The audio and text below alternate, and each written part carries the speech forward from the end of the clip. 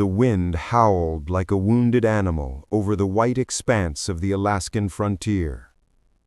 In the winter of 1943, the war raged across Europe and the Pacific.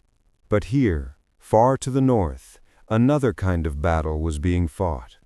Not against men, but against nature itself. At Ladd Army Airfield near Fairbanks, a group of American pilots stood in heavy parkas beside their C-47 transport plane. Their mission? To fly critical supplies and personnel to a newly established airbase on the Aleutian Islands, a strategic line of defense against potential Japanese invasion. The route was dangerous, the weather unpredictable.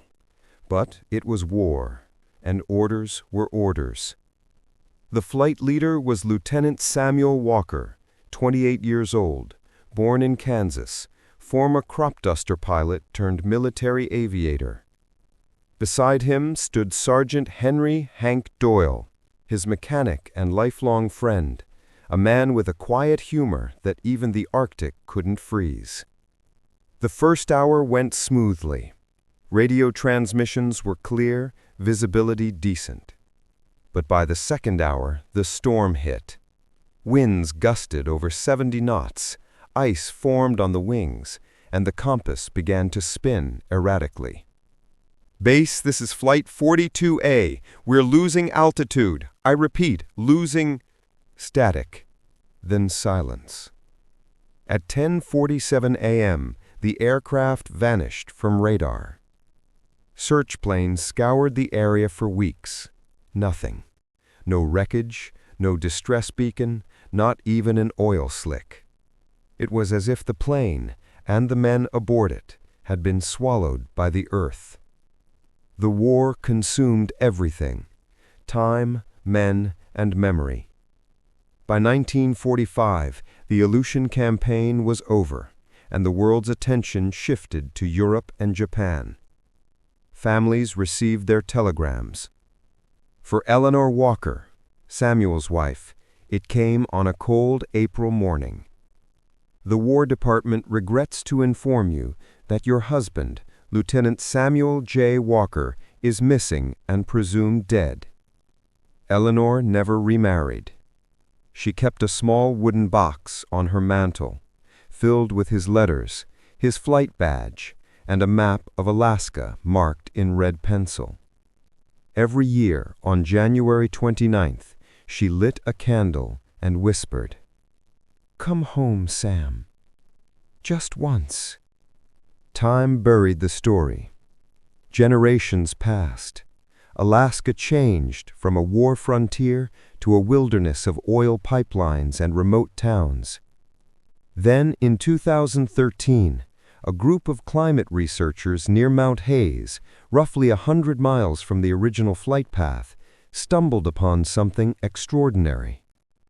A piece of twisted aluminum jutting out from a glacier. They thought it was an old weather balloon, until they saw the faded U.S. Air Force insignia. The team contacted the U.S. Army's Missing Personnel Division, DPAA. When investigators arrived, they uncovered a partially preserved fuselage, frozen for 70 years. Inside were fragments of uniforms, dog tags, and remarkably, a sealed leather flight bag. When the bag was opened in a temperature-controlled lab, the contents shocked everyone. Inside was a single envelope, perfectly preserved. The ink was faint, but readable. It was addressed to Mrs. Eleanor Walker, Wichita, Kansas. The return name read, Lieutenant Samuel J. Walker, Flight 42A. The letter was dated January 28, 1943, the day before the flight vanished.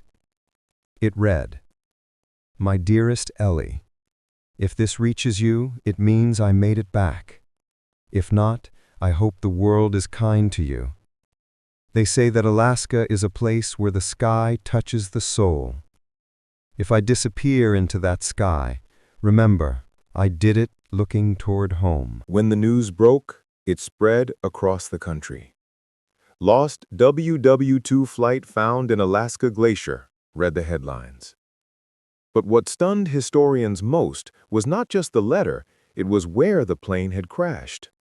According to the recovered instruments, the aircraft had drifted more than 320 miles off course before impact. Investigators couldn't explain it. The C-47's fuel capacity shouldn't have allowed that distance. Even accounting for strong winds, the numbers didn't add up. Then, as archaeologists surveyed the site, they found something buried deeper in the ice. A Japanese Zero fighter plane, nearly intact. The Japanese aircraft shouldn't have been there. Official military records claimed no enemy fighters had reached that far inland during the Aleutian campaign. Yet, here it was, evidence that perhaps the lost crew of Flight 42A had encountered enemy fire in U.S. airspace.